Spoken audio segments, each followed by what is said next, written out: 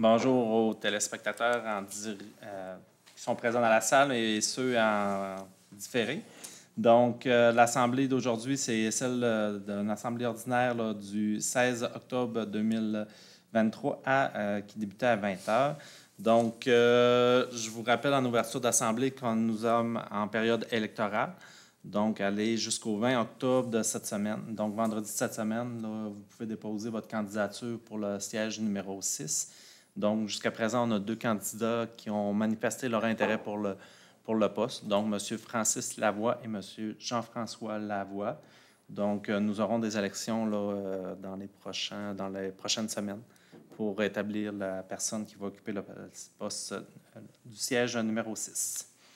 Donc, si je vais avec la revue de l'ordre du jour, donc ouverture de l'Assemblée, revue de l'ordre du jour, déclaration de conflit d'intérêts, adoption du procès-verbal de l'Assemblée ordinaire du 11 septembre 2023 et de l'Assemblée extraordinaire du 19 septembre 2023, suivi de procès-verbal, sollicitation, invitation, adhésion. Point 7, approbation des comptes du mois de septembre 2023.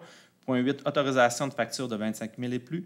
Point 9, vente pour taxes. Point 10, demande d'emprunt temporaire de 2 960 044 en attente de financement à long terme du règlement 595-2023.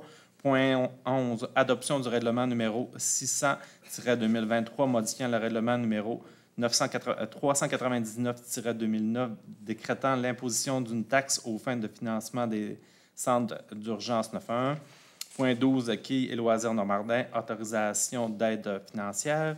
Point 13, adjudication des contrats de déneigement ECH-02 et ECH-03-23-26.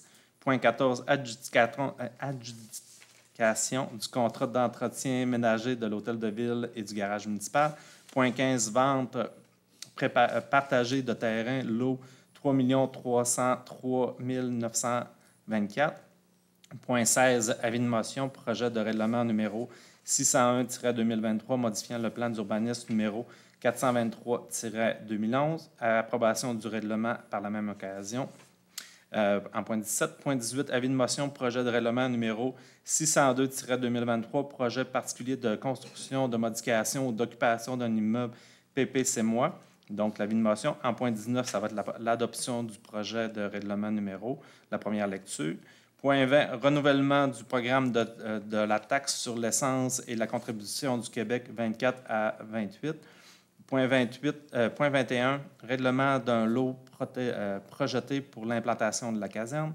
Point 22, appui pour assurer la pérennité de la maison Colombe-Veilleux. Point 23, présentation du projet de réfection du sentier Masse 8, Attic 8-ish dans Pafir-Spa. Après ça, le point 24, renouvellement du mandat au CCU. Point 25, correspondance. Point 26, rapport des élus. Point 27, questions du public. Point 28, varia. Point 29, projet de l'Assemblée publique. Prochaine Assemblée publique le 6 novembre 2023. Point 30, levée de l'Assemblée. Ça me préparerait un proposeur pour l'ordre du jour, M. Potvin. Je propose que l'ordre du jour soit et est accepté tel que présenté et qu'il y ait possibilité d'inscrire de nouveaux items à varier jusqu'à écoulement de tous les items du dit ordre du jour. Merci, M. Potvin. Est-ce qu'il y avait des déclarations de conflit d'intérêt? Donc, c'est beau pour tout le monde. Point 4, adoption du procès-verbal de l'Assemblée ordinaire du 11 septembre et de l'Assemblée extraordinaire du 19 septembre 2003 avec dispense de lecture. Madame Thibault. Considérant que tous les membres du Conseil de la Ville de Normandin ont préalablement pris connaissance du procès-verbal de l'Assemblée ordinaire tenue le 11 septembre 2023 et de l'Assemblée extraordinaire du 19 septembre 2023, et ça au moins 48 heures avant la tenue de la présente Assemblée. En conséquence, je propose que le Conseil de la Ville de Normandin adopte avec dispense de lecture le procès-verbal de la séance ordinaire du 11 septembre et de la séance extraordinaire du 19 septembre 2023, tel que déposé à la présente séance. Merci, Mme Thibault. Suivi au procès-verbal, M. Nadeau. Oui, merci, M. le maire. Donc, à la dernière séance, on a procédé à l'autorisation d'un paiement à 509 938 $ pour le développement Carré Marie Brassard à l'entreprise Fernand Boilard. On a refait un règlement, une adjudication de l'emprunt pour les renouvellements des emprunts en cours à Normandin pour les 5 prochaines années à la Banque nationale au taux préférentiel. Ensuite, on avait passé une résolution pour l'aérodrome, Dolbeau-Mistassini, Normandin, Saint-Félicien pour la phase 2 de leur développement de mise à niveau des infrastructures. Et on avait demandé aussi une autorisation pour déposer au programme d'aide à la voirie locale PAVL pour la réfection du chemin Alfred Villeneuve. Ça fait le tour, Monsieur le maire. Merci, M. Nadeau. Merci, M. Nadeau. Donc, point 6, sollicitation, invitation, adhésion. Mme Bernard. Je propose que soient autorisées les contributions, subventions ou adhésions suivantes. Donc, 500 $ pour le gym de Normandin pour le déneigement. Ensuite, pour la polyvalente de Normandin pour le bière et saucisses du 11 novembre, nous avons fait un don d'une valeur de 400 $ pour un tirage. Et aux éperviers junior 2A de Normandin, 500 $ pour une bande à l'Arena. Donc, ça serait tout. Merci, Mme Bernard. Excusez, Monsieur le maire, nous avons refusé une demande à la Fondation DIT-SA. C'est tout. Merci, Mme Bernard. Point 7, approbation des comptes du mois de septembre 2023. Mme Bernard.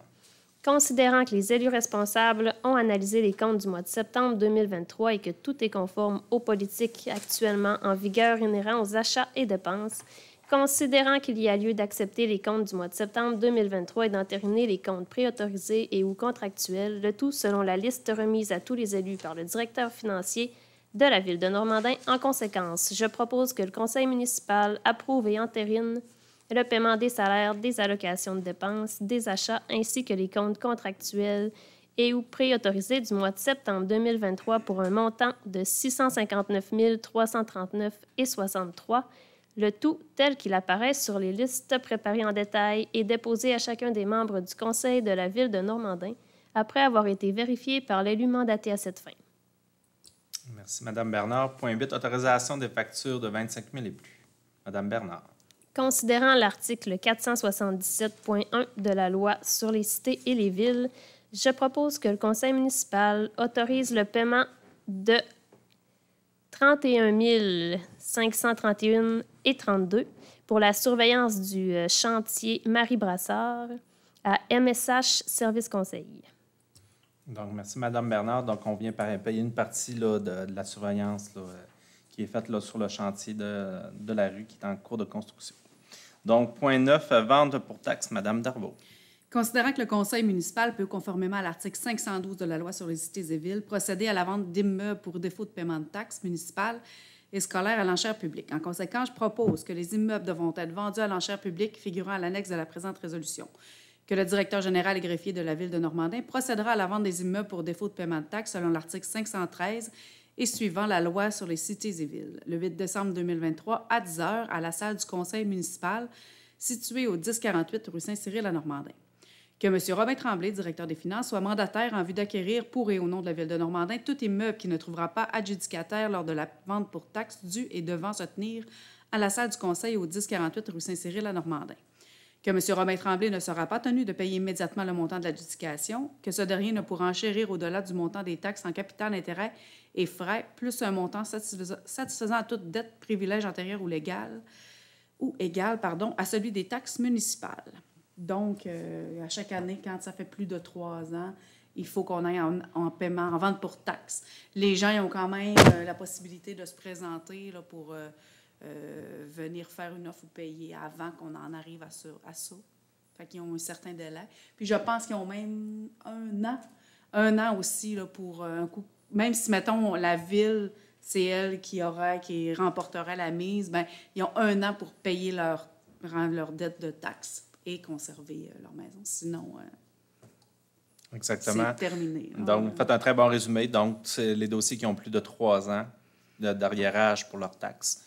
Ils ont jusqu'à la séance pour venir le réguler, mais aussi 1 an par la suite, là, effectivement. Puis ils doivent payer les frais, j'imagine, hein, s'il y a des frais encourus pour... ça vaut la peine de le faire rapidement. Oui, de le faire dans les délais De toute façon, les deux autres, il y a 2 autres années avant de taxes qui continuent. Il y a des intérêts, il y a des pénalités. Exact. Fait que, donc, le 8 décembre, puis normalement, là, au début novembre, il va y avoir un affichage là, dans les journaux là, pour dire les propriétés là, qui vont être éligibles pour la vente pour taxe s'il n'y a pas de règlement. Donc, merci, Mme Dervaux. Point 10, demande d'emprunt temporaire de 2 960 044 en attente du financement à long terme du règlement 595-2023. Monsieur Bourgault. Merci beaucoup, M. le maire. Alors, demande d'emprunt temporaire. Considérant que la Ville de Normandin a adopté le règlement d'emprunt suivant, donc le numéro 595-2023, décrétant une dépense de 2 960 044 et un emprunt pour le même montant pour les travaux d'infrastructure du carré Marie-Brassard. Considérant que ce règlement a été approuvé par le ministère des Affaires municipales et de l'Habitation le 24 mai 2023, considérant que la Ville de Normandin doit supporter le paiement des dépenses occasionnées par ce projet via ses liquidités, dans l'attente du financement permanent prévu dans les prochains mois, et finalement considérant que la Ville de Normandin peut obtenir un emprunt temporaire d'une institution financière relative à ce règlement. Alors, en conséquence, je propose que la Ville de Normandin demande un emprunt temporaire auprès de la Caisse populaire des Plaines boréales pour un montant maximum de 2 960 044 versé au fur et à mesure du paiement des dépenses relatives au règlement 595-2023, les intérêts étant payables mensuellement au taux d'intérêt préférentiel en vigueur, majoré de 0,25 % lors de la signature du contrat de ce prêt et le capital étant remboursé à l'obtention du financement à long terme. Que M. le maire Jean Morancy et le directeur général et greffier M. Jean-Sébastien Nadeau soient autorisés à signer tous les documents inhérents à la réalisation de cette transaction financière. Voilà, M. le maire, on peut aller d'avant avec ça. Merci, M. Bourgault. Donc, dans le meilleur des mondes, on aimerait bien que les travaux se terminent en 2023. Ça nous permettrait d'aller en fermeture là, pour le règlement d'emprunt. Donc, ça va à suivre là, dans les prochaines semaines, voir si on va pouvoir asphalter avant la neige. Oui, de préférence. Donc, merci. Donc, point 11, adoption du règlement numéro 600-2023, modifiant le règlement numéro 399-2009, décrétant l'imposition d'une taxe aux fins de financement des centres d'urgence 911. Madame Bernard. Considérant que le règlement 399-2009 sur l'imposition d'une taxe pour le financement des centres d'urgence 911 a été adopté par la Ville le 17 août 2009, conformément à la loi sur la sécurité civile. Considérant que depuis le 1er août 2016, le montant de la taxe municipale pour le 911 n'a pas été modifié et que considérant les années passées depuis cette dernière révision et l'évolution normale des dépenses des centres d'appel d'urgence 911, il apparaît opportun d'actualiser le montant de la taxe municipale pour le 911. Considérant que, conformément à l'article 244.70 de la loi sur la fiscalité municipale, toute modification au règlement encadrant la taxe municipale pour le 911 nécessite que les municipalités locales ajustent en conséquence leur propre règlement municipal portant sur la taxe 911. Considérant qu'avis de motion ainsi qu'un dépôt de projet n'est pas requis pour ce type de règlement, considérant que tous les membres du conseil municipal ont préalablement reçu une copie du texte de règlement, considérant que les membres du conseil présents déclarent l'avoir lu et renoncent à sa lecture, en conséquence, je propose que le conseil de ville de Normandin adopte le règlement numéro 600-2023, modifiant le règlement 399-2009, décrétant l'imposition d'une taxe aux fins du financement des centres d'appel 911. C'est tout. Merci, Mme Bernard. Donc, juste pour vous donner l'information, il n'est pas directement sur le compte de taxes qu'on reçoit là, pour les propriétaires d'habitation. C'est une facture là, avec votre service téléphonique. Donc, c'est vraiment facturé là, sur votre appel, sur votre facture téléphonique. Le montant, là, il revient, là, ce montant-là, à la MRC, qui permet de payer le centre, l'entité qui s'occupe de desservir là, de la desserte qui offre le centre d'appel pour le secteur là, ici. Là. Donc, c'est vraiment de cette façon-là. Donc, on ne le rajoute pas sur notre compte de taxes, mais c'est via vos factures de téléphone que vous contribuez à ce fonds-là d'urgence 911. Point 12, quai et loisirs Normandin, autorisation d'une aide financière. Madame Thibault. Considérant l'importance de rajeunir et de diversifier l'offre de service de la salle et des équipements qui composent la salle de quilles et loisirs Normandin, afin d'assurer son attraction, sa rentabilité et sa pérennité.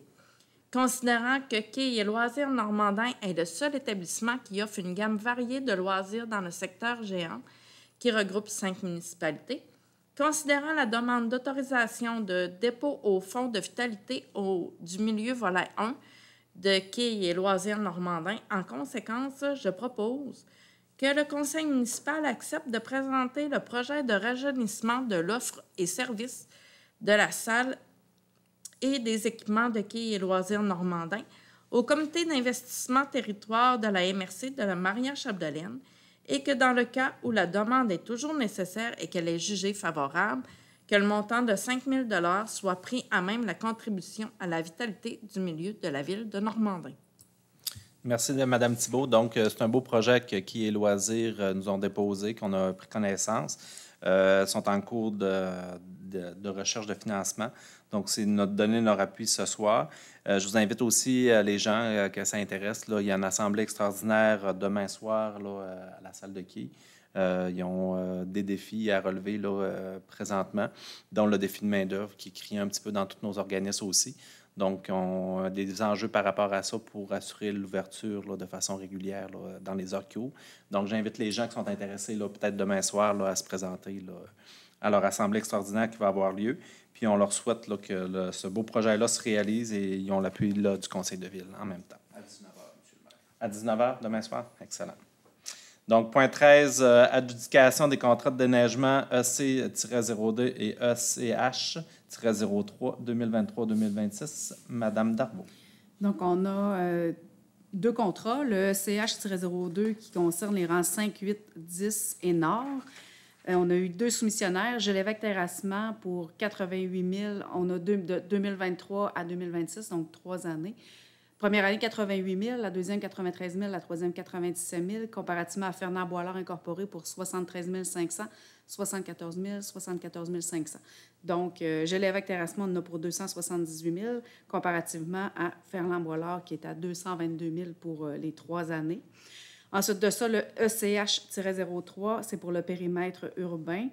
Ici, on a encore les 2 mêmes soumissionnaires, c'est-à-dire Gelevec Terrassement pour 192 500, 196 796 et 210 636. Ça totalise un montant de pratiquement 600 000 à quelques centaines de dollars près. Pour Fernand Boilard, on a 188 500, 195 500, 205 500 pour un total de 589 500.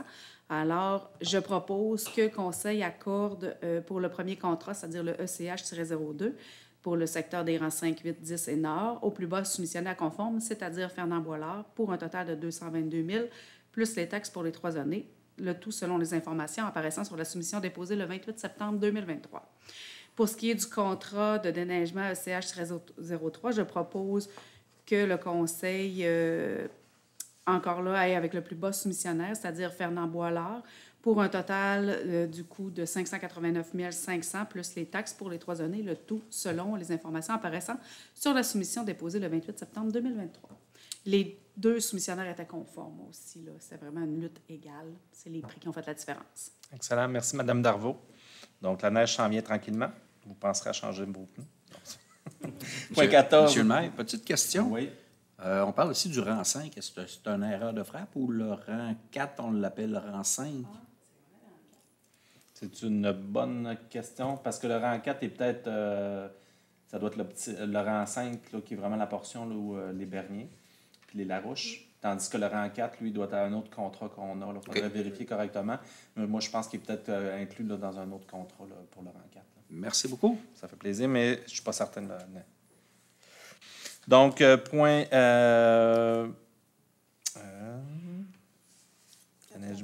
adjudication, oui, point 14. Adjudication du contrat d'entretien ménager de l'hôtel de ville et du garage municipal, Mme Bernard. Nous avons eu 2 soumissionnaires, Alexandre Guimond pour 29 220 $ par année et Nadia Landry pour 26 000 $ par année. Je propose donc que le conseil municipal accorde le contrat d'entretien ménager de l'hôtel de ville et du garage municipal au plus bas soumissionnaire conforme, soit Mme Nadia Landry, au coût total de 26 000 plus taxes par année pour les 3 prochaines années, le tout selon les informations apparaissant sur la soumission déposée le 20 septembre 2023. Merci, Mme Bernard. Donc, point 15, vente partagée du terrain, lot 3 308 924. M. Bourgault. Merci, M. le maire. Alors, considérant les intentions d'achat dûment signées par les propriétaires contigus du terrain avec le numéro de lot 3 308 924, considérant que le dit terrain doit être séparé par un arpenteur afin de pouvoir procéder à la vente en bonne et due forme, alors en conséquence, je propose que le Conseil de la Ville de Normandin procède à la vente du terrain portant le numéro de lot projeté 6 601 710, cadastre de Normandin, en faveur de Mme Sylvie Robert et M. Alain Mathieu, d'une superficie estimée de 52,1 mètres carrés au prix de 828,40 $, incluant les taxes applicables et les frais d'administration de 15 %. Que le Conseil de la Ville de Normandin procède à la vente du terrain portant le numéro de lot projeté 6 601 711, cadastre de Normandin, en faveur de Mme Véronique Valois et M. François Girard, d'une superficie estimée de 52 mètres carrés au prix de 825,6 $, incluant les taxes applicables et les frais d'administration de 15 %, que les frais de notaire et d'apporteur sont assumés par les acheteurs et que M. Jean Morancy, maire, et M. Jean-Sébastien Nadeau, directeur général et greffier, soient autorisés à signer tous les documents inhérents à la vente de ce terrain. Voilà, M. le maire, c'est tout. Merci, M. Bourgault. Point 16, avis de motion, projet de règlement numéro 601-2023, modifiant le plan d'urbanisme numéro 423-2011. M. Potvin. Je dépose un avis de motion voulant qu'il y ait présentation d'un règlement d'urbanisme modifiant le règlement de plan d'urbanisme 423-2011 afin d'y intégrer les îlots de chaleur tels qu'exigés par la loi sur l'aménagement et l'urbanisme et demande une dispense de lecture. Une copie du règlement ayant été remis à tous les membres du Conseil. Le règlement vise les objectifs suivants. Ajouter une section qui aborde le phénomène d'îlots de chaleur urbain sur le territoire conformément aux nouvelles exigences de la loi sur l'aménagement et l'urbanisme. Insérer un plan identifiant les îlots de chaleur urbains. Merci, M. Potvin. Point 17, adoption du projet de règlement d'amendement 601-2023, modifiant le règlement sur le plan d'urbanisme numéro 423-2011 et ses amendements afin d'aborder le phénomène d'îlots de chaleur urbain. M. Potvin. Je propose que le Conseil de la Ville de Normandin adopte le projet de règlement numéro 601-2023, modifiant le règlement sur le plan d'urbanisme numéro 423-2011 afin d'aborder le phénomène d'îlots de chaleur urbain. Ce règlement vise à ajouter une section qui aborde le phénomène d'îlots de chaleur urbain sur le territoire, conformément aux nouvelles exigences de la loi. Insérer un plan d'identification des îlots de chaleur urbains. Merci, M. Potvin. Donc, on se rappelle que ce printemps, on a adopté notre politique de communauté nourricière. Dans cette politique-là, on avait aussi eu une étude d'impact sur la santé faite par nos gens du réseau de la santé. Au printemps 2023, on a adopté ces éléments-là. Et à l'intérieur de cette étude d'impact, il y avait quand même tous nos îlots de chaleur qui étaient identifiés à l'intérieur du périmètre urbain. Donc, on avait déjà une belle possibilité de ce côté-là. Donc, ce règlement-là vient l'inclure aussi dans notre réglementation pour qu'on le prenne en considération. Puis ces zones-là, pour vous donner par exemple, c'est surtout le secteur des écoles avec les grands stationnements asphaltés. Toutes les zones qui ont des grands stationnements ont été répertoriées, mais c'est possible de consulter les cartes via notre politique de communauté nourricière. Donc, ça clôt. C'est une première lecture, fait qu'on va sûrement le revoir dans les prochaines séances. Point 18, avis de motion, projet de règlement numéro 602-2023, projet particulier de construction, de modification ou d'occupation d'un immeuble, PPC-moi. Madame Darvaux. Donc, je dépose avis de motion voulant qu'il y ait présentation d'un nouveau règlement d'urbanisme sur les projets particuliers de construction, de modification ou d'occupation d'un immeuble et demande une dispense de lecture. Une copie du règlement ayant été remise à tous les membres du Conseil. Fait que le PPC-moi, ça nous donne un petit peu plus de latitude, mais on peut l'encadrer plus par contre. La Ville va pouvoir mettre plus d'exigences par rapport à quelqu'un qui va faire une demande. Mais ça nous ouvre un petit peu des portes par rapport à notre plan d'urbanisation. Oui, c'est ça qu'on peut dire. Exactement. On va faire l'adoption, puis j'en rajouterai peut-être des éléments aussi.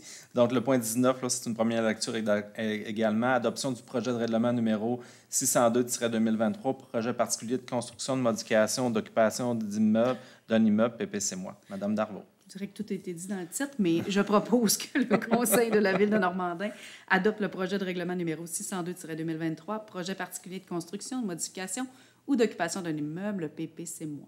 Excellent. Puis ça, dans le fond, c'est que la ville est divisée en différentes zones. Dans chacune des zones, on a des autorisations qui sont données pour faire réaliser des projets à l'intérieur de ces zones-là. Fait que les gens, quand ils déposent un permis, si ça respecte la réglementation, donc on émet le permis tout simplement. Il y a des fois qu'il y a des dérogations mineures. Fait que les gens peuvent faire une demande pour une dérogation mineure qui change un petit peu du règlement, mais qui reste dans l'esprit de ce règlement-là. Donc, on autorise parfois là, des dérogations mineures. Le PPCMOI, c'est un règlement qui nous donne plus de latitude par rapport à l'analyse de projets particuliers. Donc, les gens, il faut qu'ils nous fournissent davantage de documentation pour nous donner tout le détail de leur projet. Fait que le plan d'architecte, différentes réglementations, il faut qu'ils adoptent tout ça. Donc, ces éléments-là vont apporter à notre conseil, notre comité consultatif là, en urbanisme, qui vont pouvoir faire peut-être une analyse là, plus approfondie de ces éléments-là, mais aussi notre inspectrice aussi, pour voir si on peut accepter ce type de projet-là, même s'il sort de la réglementation qui est permise dans le zonage.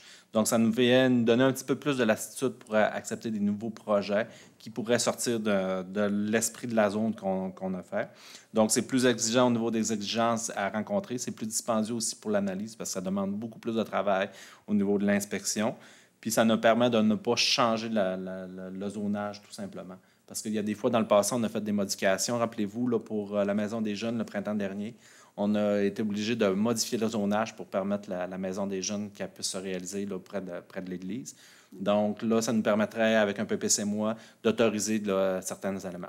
Fait que ça va être un outil de plus qu'on va avoir là, dans notre coffre pour pouvoir continuer à développer notre périmètre urbain.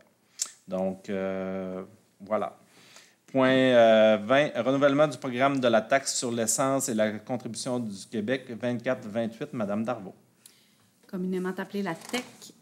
Dans le fond, on est présentement là, en négociation avec le gouvernement du Québec et du Canada pour le renouvellement du programme sur la taxe d'essence et la contribution du Québec, la TEC, pour la période 2024-2028. Ce programme-là est essentiel à la réalisation de projets importants dans les municipalités de la MRC de Maria-Chapdelaine. Entre autres, je pense qu'on avait passé de la TEC là, quand il y a eu la réflexion ici en avant. Il y a des sommes importantes qui sont consenties dans ce programme-là au cours des dernières années, mais ça demeure insuffisant. Il n'y a pas eu d'indexation par rapport à ça. Alors, le conseil d'administration de la Fédération québécoise des municipalités, la FQN, m'a demandé le 24 août 2023 au gouvernement du Québec et du Canada de conclure une entente rapide pour assurer la reconduction de cet important programme, parce que là, présentement, c'est pas reconduit. Elle se terminait en 2023. Elle a été prolongée jusqu'au 31 décembre 2024, mais la TEC n'est pas reconduite pour l'instant. Ils ont aussi demandé, la FCM, la Fédération canadienne des municipalités, a également demandé au gouvernement fédéral de doubler ses investissements dans ce programme et de prévoir une indexation de 3,5 % par année. Donc, considérant que la FQM et ses membres demandent depuis plusieurs années que le programme de la taxe sur l'essence et de la contribution du Québec permette le financement et la réalisation de projets planifiés et décidés par les municipalités du Québec, en ce sens que les projets de bâtiments municipaux, garages, hôtels de ville, etc., la caserne de pompiers, et les travaux sur les ouvrages de rétention, barrages, digues, soient admissibles à ce programme, parce que pour l'instant, c'est pas comme ça. Considérant l'importance d'adapter les programmes aux défis posés par les changements climatiques et de permettre aux municipalités de financer la réalisation d'aménagements et de travaux d'adaptation aux conséquences de ces changements, tels que l'aménagement de ceintures coupe-feu pour protéger les communautés forestières, ou même quand on parle, quand on a des inondations, des trucs comme ça peut faire partie de ça aussi.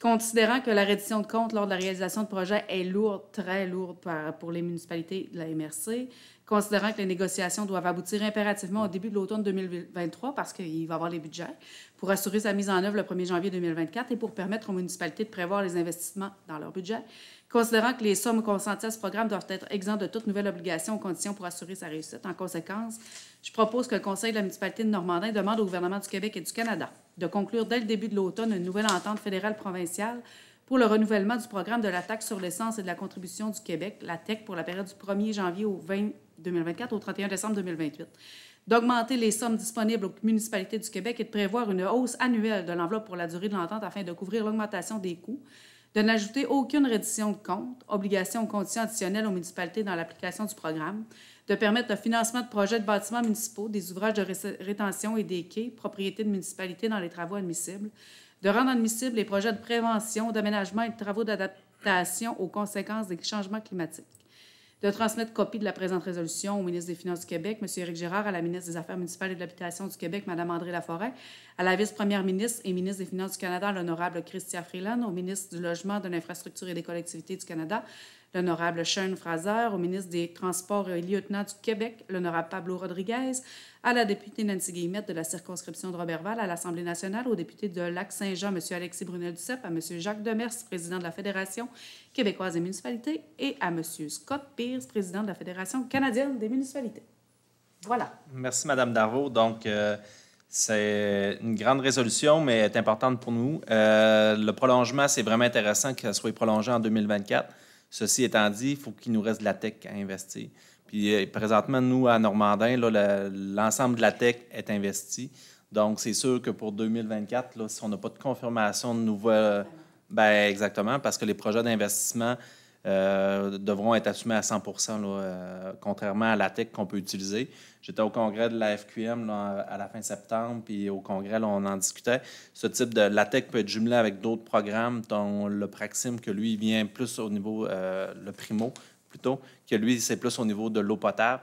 Donc, ça nous permet de jumeler différents programmes pour les utiliser au maximum pour diminuer le coût là, réel là, des éléments. Mais il faut qu'ils soient renouvelés pour qu'on puisse le faire.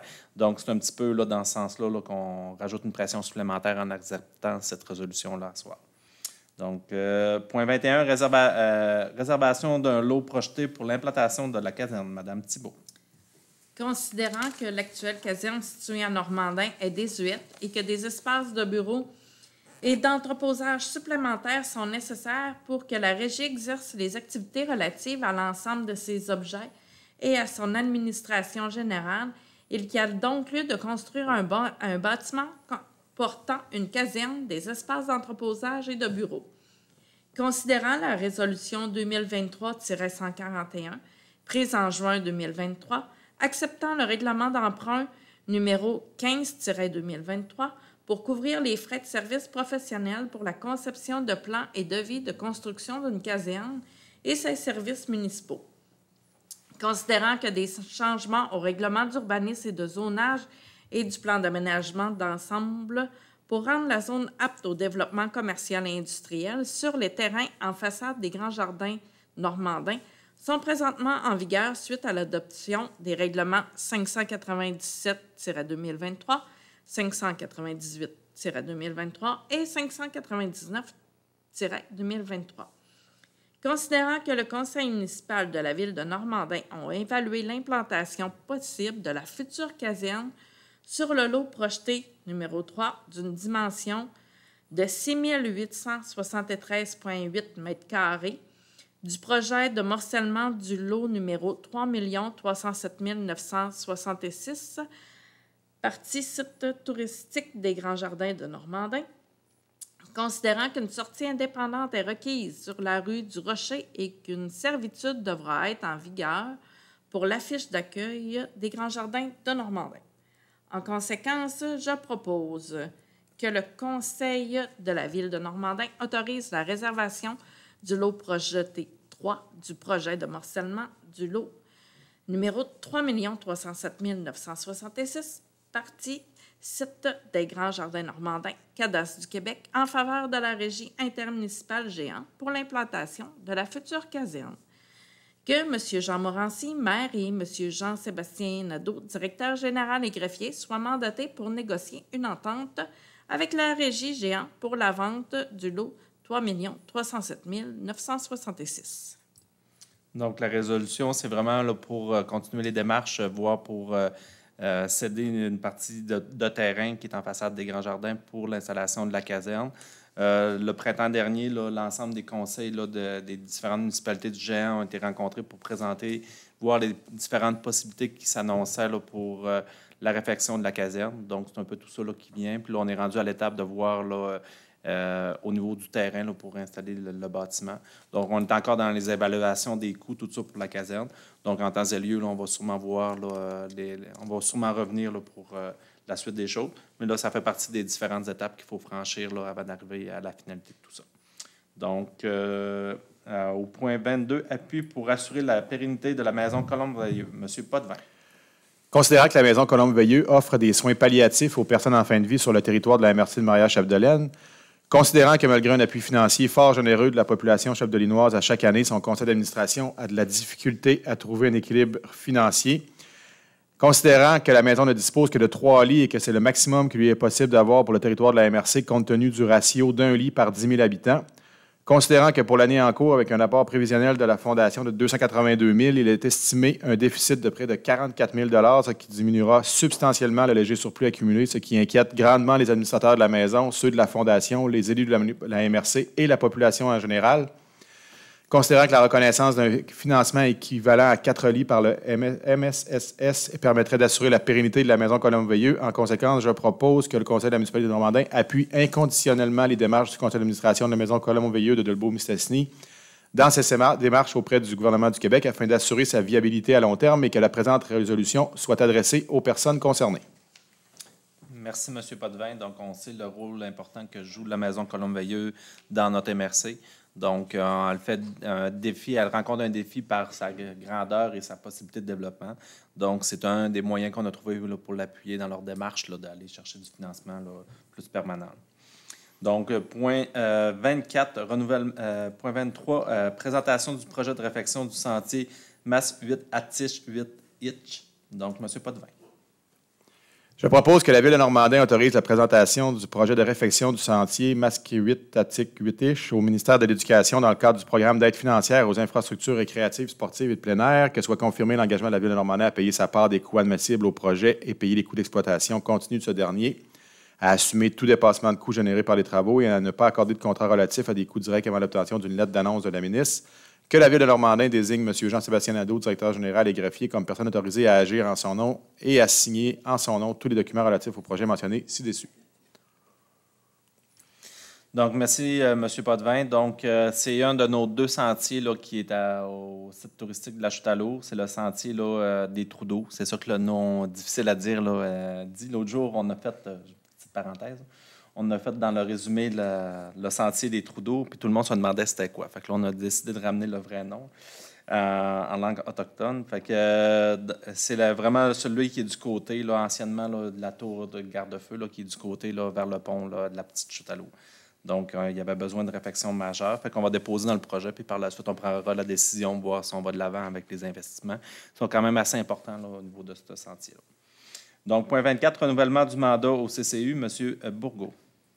Merci, M. le maire. Alors, considérant que le mandat de 2 membres se termine le 31 décembre 2023, et considérant que les 2 membres ont manifesté l'intérêt de renouveler leur mandat pour les 2 prochaines années, alors, en conséquence, je propose que le Conseil municipal de la Ville de Normandin renouvelle les mandats des messieurs Jean-Marc Bernard et Régent Fortin pour siéger au comité consultatif urbaniste, chacun pour un mandat de 2 ans, se terminant le 31 décembre 2025. Voilà, merci. Merci, M. Bourgault. Point 25, correspondance. M. Nadeau. Aucune correspondance, M. le maire. Merci, M. Nadeau. Donc, point 26, rapport des élus. Mme Thibault. J'ai participé à la rencontre RIPI. Oui. La régie du parc industriel de la MRC. Voilà. Ça a été une rencontre intéressante qui a vraiment démêlé qu'est-ce qu'était la fonction de la MRC et qu'est-ce qu'était la fonction de RIPI. Et j'ai trouvé ça très intéressant. Monsieur le maire, je vais vous laisser l'expliquer plus en profondeur. C'est bon. Voilà, c'est tout. Merci, Mme Thibault. Mme Darvaux. Rien de majeur pour moi, là. Excellent, merci. Mme Bernard. J'ai assisté à la réunion de la Chambre de commerce qui se cherche d'ailleurs un directeur général. Vous pouvez déposer vos candidatures jusqu'au 31 octobre. Après ça, l'Halloween s'en vient. Le 28, là, c'est vraiment la dernière fois que j'en parle. 28 octobre, de 18h à 20h sur la rue Saint-Cyril.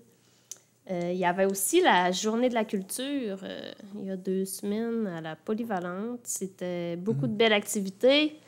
Malheureusement, la météo n'a pas joué en notre faveur. Il n'y avait pas assez de citoyens. C'est tout. Merci, Mme Bernard. M. Bourgault. Merci, M. le maire. Alors, pour ma part, avec On a un petit bout, j'ai assisté à la rencontre là, du Péry sur le parc industriel à Normandin. Rencontre très intéressante. Et le reste, ben, je m'occupe d'assister, ou plutôt j'assiste à toutes les semaines à notre hockey, notre junior, les éperviers de Normandin. Alors j'encourage tout le monde à venir le vendredi soir ou le samedi, selon l'horaire établi, venir voir du hockey de bonne qualité. Alors voilà, c'est tout pour moi, M. le maire. Merci. Merci, M. Bourgault. M. Potvin. Rien de particulier. Merci, M. Potvin. Moi, de mon côté, là, j'ai participé à la consultation de la Régie des matières résiduelles. Là. Il y avait une consultation là, dans chacune des MRC. Donc, c'était fort intéressant, leur plan de développement, aussi voir comment on pourrait aller un petit peu plus dans l'aspect de la circularité au niveau de l'utilisation de nos matières, tout ça. Donc, il y avait eu vraiment des ateliers là, intéressants là, par rapport à ça. Donc, de voir aussi les projets de développement là, qui s'en viennent avec eux. J'ai participé, là, j'étais sur le comité particulier là, qui était sur les démarches pour le monastère des Pères Trappistes. Donc, on était 4 représentants de la MRC là, pour faire les différentes approches et négociations. Donc, je pense que c'est une belle acquisition qui s'en vient si c'est confirmé. Là, on attend la réponse là, au niveau des Pères Trappistes. Il ne faut pas oublier faut se rappeler que ce territoire-là est au cœur de la MRC. Donc, il y a un lien stratégique là, sur plusieurs choses. Il y a aussi une partie de Dolmiski là, qui est là, qui est sur le terrain des Pères. Donc, c'est une grande portion du territoire là, qui est là. Il y a aussi des sentiers qui sont à l'intérieur. Il y a un lien aussi avec la motoneige. Donc, au-delà, ce n'est pas nécessairement le monastère qui est le plus intéressant, mais tout le territoire qui est autour, qui devient un point là, qui peut être intéressant à développer, surtout avec qui connecte avec la pointe du Parc des Pères aussi. Donc, c'est ça. Fait qu'il y a eu quelques temps qui ont été investis là, au cours du dernier mois là, pour conclure les ententes, qu'on espère qu'ils seront favorables, qu'on pourra vous annoncer prochainement. Effectivement, il y a eu la régie du parc industriel. Donc, cette régie-là, une autre régie, c'est notre 3e régie dans laquelle on fait partie. Donc, c'est l'ensemble des municipalités de la MRC qui sont inclus dans cette entente-là. On est probablement la municipalité qui est le plus avancée dans les démarches avec le parc.